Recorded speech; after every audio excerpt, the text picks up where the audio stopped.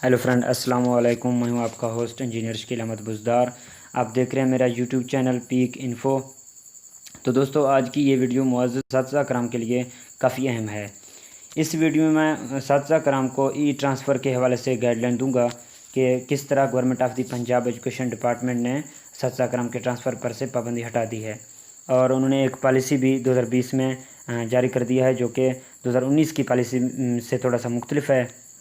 उन्होंने जो तबादलों का नया राउंड स्टार्ट किया है वो 10 जून से 16 जून तक है, यानी कि एक हफ़्ते का उन्होंने टाइम दिया है कि एक हफ़्ते के अंदर वो अप्लाई कर सकेंगे। उसके बाद वो ट्रांसफ़र उनका हो जाएगा जो मुतल्लिका स्कूल में वो चाहते हैं। तो दोस्तों, इस वीडियो में आपको बताऊंगा कि आपने कि गवर्नमेंट की जानिब से जो पॉलिसी दी है तो उसका जो STR रेशो है वो क्या है। तो उन्होंने थोड़ी सी तब्दीली की है उन्होंने 2019-20 की पॉलिसी में, यानी कि सबसे जो अहम ट्रांसफ़र के हवाले से है वो है STR रेशो। और इसके बाद उन्होंने 3 कैटेगरीज़ को भी डिटेल से बताया हुआ है कि वो उनमें 3 कलर उन्होंने दे दिए हैं, रेड, ऑरेंज और ग्रीन। यानी कि ये 3 कैटेगरीज़ कौन कौन से हैं कि इसमें हम किस कैटेगरी से किस कैटेगरी में जा सकते हैं। कि ऑरेंज कलर के जो स्कूल्स हैं उनमें से असातिज़ा कराम किस कलर में जा सकते हैं, किस कलर में नहीं जा सकते। तो इसको मैं भी डिटेल से बताऊंगा। और इसके बाद जो अप्लाई का तरीक़ाकार है वो भी मैं आपको बताऊंगा। जो डिस्टेंस गवर्नमेंट की जानिब से जो उन्होंने एक लिमिट दिया हुआ है वो भी मैं आपको बताऊंगा कि आया आप किस स्कूल में, जिस स्कूल में आप अप्लाई कर रहे हैं, कि क्या वो कितना किलोमीटर है जो उसका फ़िज़ाई रेंज है या उसका जो ग्राउंड लेवल है वो कितना है, वो भी मैं आपको डिटेल से बताऊंगा दोस्तों। तो वीडियो को एंड तक देखिएगा ताकि आपको सारी समझ आ जाए। और अगर आप मेरे चैनल पर नए हैं तो मेरे चैनल को सब्सक्राइब करें और साथ में बेल आइकन को दबाएं और ऑल को सिलेक्ट करें, ताकि हर नई आने वाली वीडियो ट्रांसफ़र के वाले से आपको एक नोटिफिकेशन की सूरत में मिल जाए। तो आइए दोस्तों, चलते हैं अपने टॉपिक की जानिब। जी दोस्तों, तो हम सबसे पहले गूगल करेंगे SIS पंजाब। ये government of the Punjab education department का ऑफिशियल वेबसाइट है, जिसको हम ओपन करते हैं। इस तरह का कुछ इसका इंटरफेस है। तो हम नीचे डैशबोर्ड को क्लिक करेंगे। डैशबोर्ड ओपन होने के बाद इसमें इसका पूरा पेज है।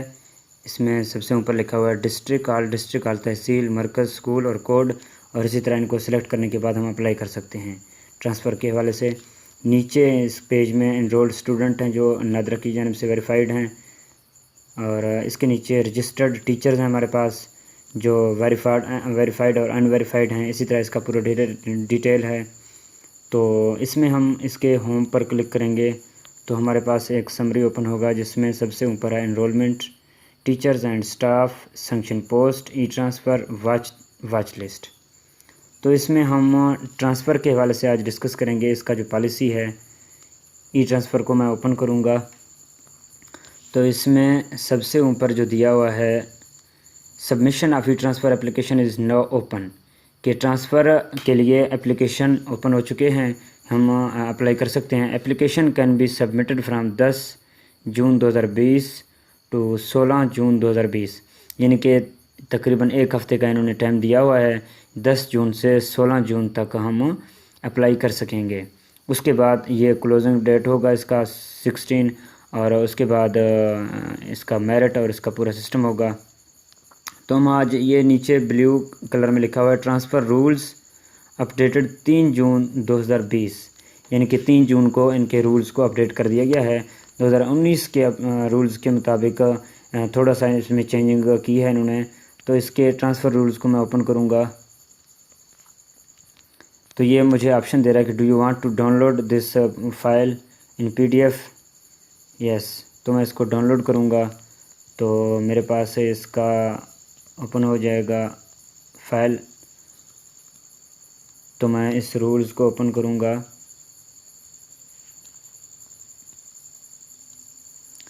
ये PDF में है इसके रूल्स, तो मैं आपको दिखा सकता हूँ।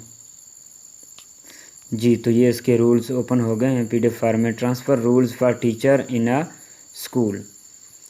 तो इसमें मैं आपको मोटी मोटी चीज़ें बताऊंगा, जो 2020 में इन्होंने चेंजिंग की है। तो सबसे अहम चीज़ है इसमें STR का, स्टूडेंट टीचर जो रेशो है वो इंतहाई अहम है। तो उसी बेस पर हम किसी स्कूल में अपना ट्रांसफ़र करवा सकते हैं।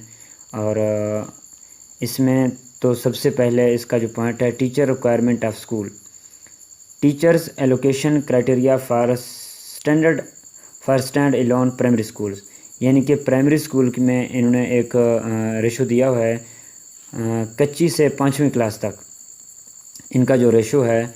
तो 1 से लेकर 80 जो स्टूडेंट है इनरोलमेंट है, उसके लिए कम अज़ कम हमें 3 टीचर्स रिक्वायर्ड हैं PST ESE, यानी कि पहले 80 स्टूडेंट के लिए कच्ची क्लास से 80 तक हमें 3 टीचर्स रिक्वायर्ड हैं।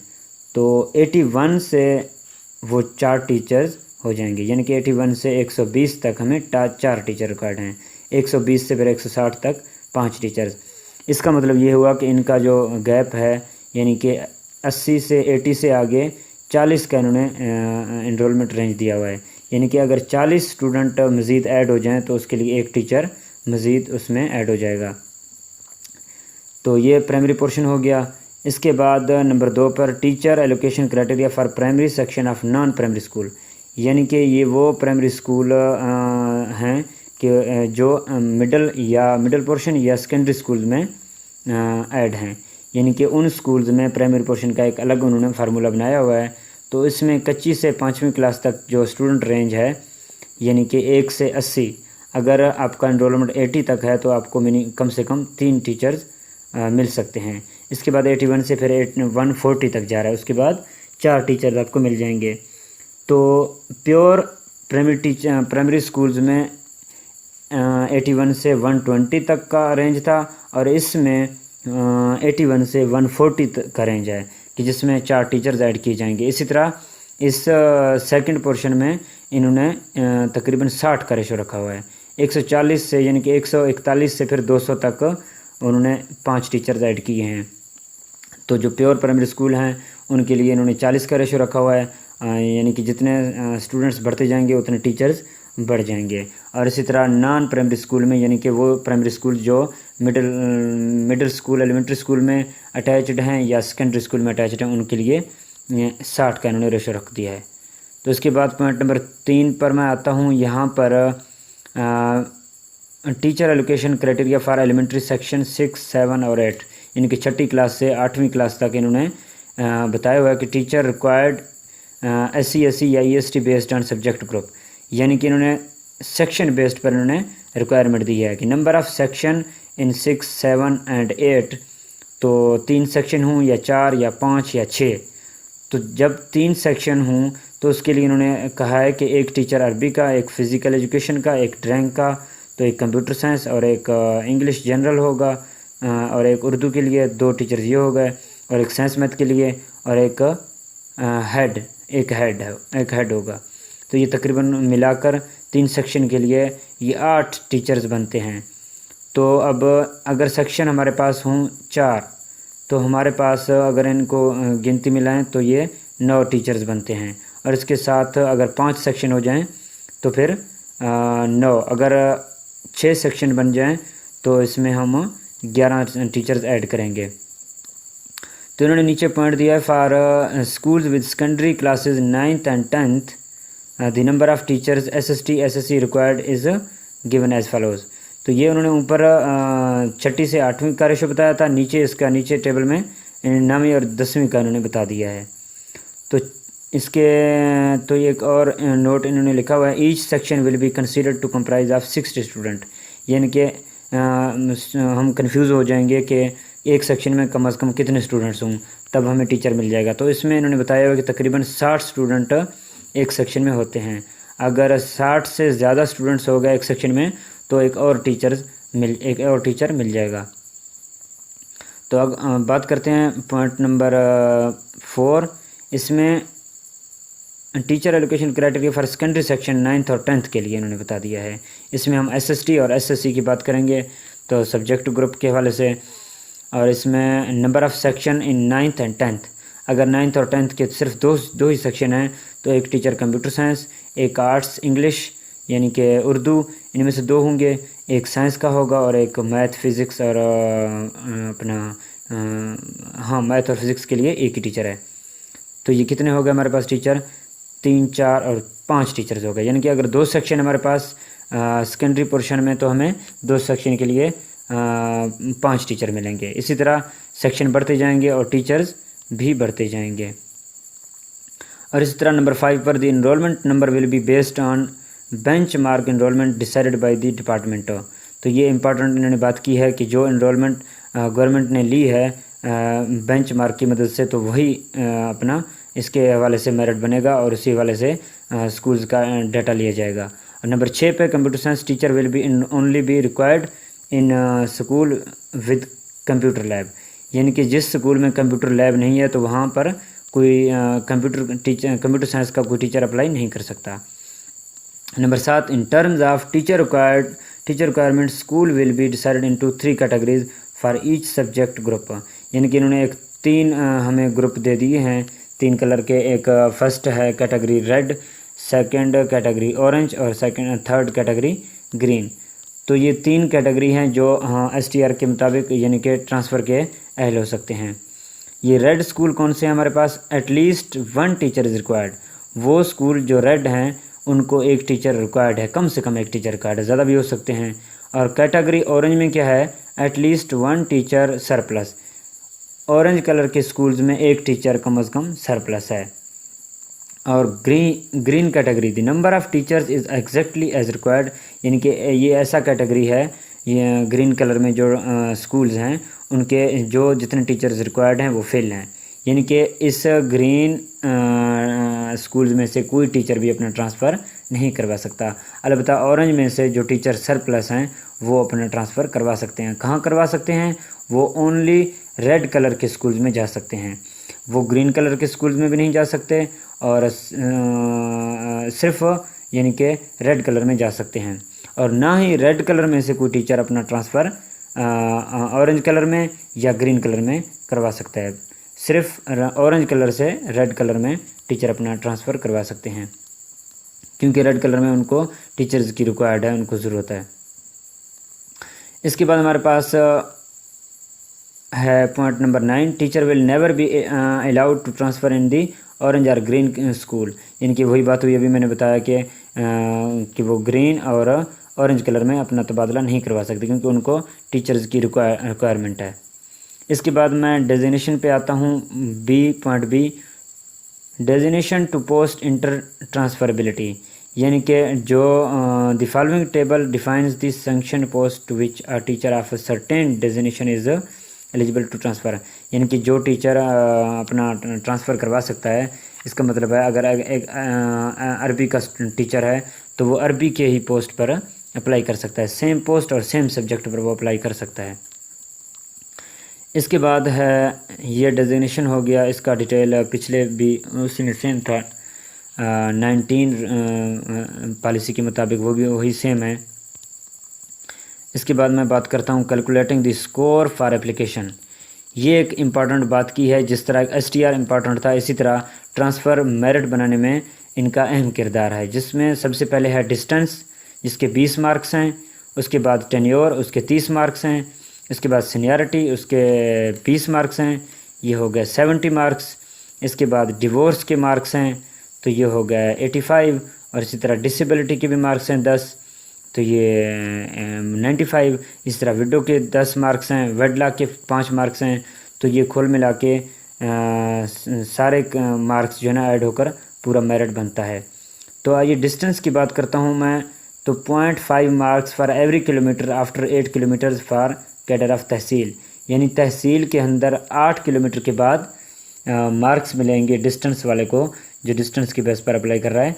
यानी कि उसको 8 किलोमीटर के बाद 0.5 मार्क्स मिलेंगे तहसील के अंदर। अगर वो डिस्ट्रिक्ट में अप्लाई करना चाहता है, आउटर तहसील से बाहर जाना चाहता है, तो वो 0.25 marks for every kilometre after 16 kilometre. यानी कि 16 किलोमीटर के बाद उनका डिस्टेंस स्टार्ट होता है, यानी कि उसको 0.5 नंबर 0.25 मिल सकते हैं। इसी तरह इस तरह प्रोविंस के हवाले से 0.25 marks for every kilometre after 24 kilometre for cadre of province. यानी कि अगर हम सूबे की बात करें तो उसमें 24 किलोमीटर के बाद वही सेम 2.25 मार्क्स मिलेंगे। इसी तरह टेन्योर है 30 मार्क्स हैं उसके, तो ये सीनियरिटी बेस पर डिपेंड करेगा, यानी कि score will be calculated to 2 decimal place. और इसी तरह partial marks will be awarded for partial years, यानी कि इनका डेट ऑफ जॉइनिंग से, जिस स्कूल में इन्होंने डेट ऑफ जॉइनिंग है उसी हवाले से इनको ऐसे सीनियरिटी बेस पर इनको नंबर मिलेंगे। इसी तरह सीनियरिटी के 20 मार्क्स हैं, और इसी तरह डिवोर्स के 15 मार्क्स हैं, डिसेबिलिटी के 10 हैं, विडो के 10 हैं, और वेडलॉक के 5 मार्क्स हैं। तो दोस्तों इसके बाद मैं ओपन मेरिट एप्लीकेशन की बात करता हूँ। The teacher must spend at least 1 year in the current school to be eligible to apply. ऐसे टीचर्स जो जिस स्कूल में वो इस वक्त तैनात हैं, तो वहाँ पर उनको 1 साल होना लाजमी है। 1 साल वहाँ पर गुजार कर उसके बाद वो अप्लाई के अहल होंगे। A cross distance application district application will only be accepted from teachers of BP 17 and above. तो डिस्ट्रिक्ट से बाहर वही टीचर अप्लाई कर सकेंगे जो 17 स्केल के होंगे या 17 से अबव के होंगे। तो 1 स्केल से 16 स्केल तक जो टीचर्स हैं वो डिस्ट्रिक्ट के अंदर ही अप्लाई के अहल होंगे। इसके बाद कंपैशनेट एप्लीकेशन है, तो ये हमदर्दाना एक गवर्नमेंट की जानब से उन्होंने एक सिस्टम बनाया हुआ है। Compassionate application will comprise of 4 categories. उन्होंने 4 कैटेगरीज इसके बनाए हुए हैं जिनके साथ हमदर्दी बरती जाती है, जिसमें सबसे पहले है डिवोर्स, इसके बाद disability, window and wedlock. out of 4 categories only wedlock and disability can be combined within a single application. Other than this combination, only 1 category can be opted for in a single application. तो ये इनमें disability और wedlock को उन्होंने एक ही application में जम कर दिया है। इसके बाद मैं बात करता हूँ, तो ये पिछले उसके हवाले से सेम है। 19 का जो पॉलिसी है इसमें मज़ीद इतनी कोई चेंजिंग नहीं की इन्होंने। आगे मैं बात करता हूँ म्यूचुअल एप्लीकेशन के हवाले से। तो म्यूचुअल ट्रांसफ़र के लिए सबसे जो अहम चीज़ है, सेम पोस्ट पर और सेम सब्जेक्ट पर वो म्यूचुअल के अहल होंगे। तो वो साथी कराम जो अपना म्यूचुअल करवाना चाहते हैं, तो उनके लिए लाजमी है कि वो दोनों तरफ से अप्लाई करें। एक टीचर अप्लाई करता है ऑनलाइन, तो दूसरे को भी उसी स्कूल में अप्लाई करना लाजमी होगा। और इसके साथ mutual transfer can not be done if the teacher has been promoted and that promotion has been actualised. अगर कोई टीचर प्रमोट हुआ है और उसको अभी तक उसका ऑर्डर नहीं मिले, तो वो अपना म्यूचुअल नहीं करवा सकता। इसके बाद है if a teacher is applying for a mutual transfer, he can not apply at the same time on the basis of open merit, compassionate ground और प्रमोशन। तो वो इस ओपन मेरिट या कंपैशनेट या ग्राउंड या प्रमोशन की base पर apply नहीं कर सकते, बल्कि वो म्यूचुअल का उनका अपना एक उन्होंने ऑप्शन दिया हुआ है, उसी में वो अप्लाई कर सकेंगे और वो अहल होंगे। इसके बाद दोस्तों मैं बात करता हूँ, ये भी सेम है। प्रमोशन एप्लीकेशन कहता है कि teachers promoted from 17 to 18 will be eligible to apply to any vacant 18 post in the same school. तो वो अप्लाई कर सकेंगे, तो जो प्रमोट हुए हैं 17 to 18 में, तो सेम स्कूल में वो कर सकेंगे इसमें। तो एक तो ये है कि 16 से जो ऊपर हमारे पास स्केल हैं, वो डिस्ट्रिक्ट के आउट भी अप्लाई कर सकते हैं। तो दोस्तों इसके बाद इसके जनरल रूल्स हैं, तो ये भी हम डिस्कस कर चुके हैं पहले। इसमें पहले 19 के उसमें इसमें कोई इतनी बड़ी चेंजिंग नहीं है। तो दोस्तों आज की वीडियो में ये सब कुछ पॉलिसी के हवाले से था। तो नेक्स्ट वीडियो में आपको बताऊंगा कि आपने अप्लाई किस तरह से करना है, कौन सा इसका जो ऑफिशियल ऐप है हमारे पास गवर्नमेंट ऑफ द पंजाब की जानब से, तो वो मैं आपको ऑफिशियल बताऊंगा। डाउनलोड करके उसमें हम ऑनलाइन अप्लाई कर सकेंगे। और इसके बाद मैं एक और वीडियो आपको बताऊंगा कि हम लोकेशन को किस तरह से देख सकते हैं कि हम जिस स्कूल में अप्लाई कर रहे हैं उसका हमारे स्कूल से कितना डिस्टेंस है, कि उसका फ़िज़ाई डिस्टेंस कितना है और ग्राउंड जो ओरिजिनल उसका डिस्टेंस है वो कितना है। तो उसी हवाले से मैं मज़ीद ट्रांसफ़र के हवाले से आपको वीडियोज़ मिलती रहेंगी। अगर आपको मेरे ये वीडियो पसंद आई है तो इसको लाइक कीजिए, शेयर कीजिए और मेरे चैनल को सब्सक्राइब कीजिए। तो पीक इन्फो आपको हर किस्म की इन्फॉर्मेशन आप तक मुहैया कर सकेगा।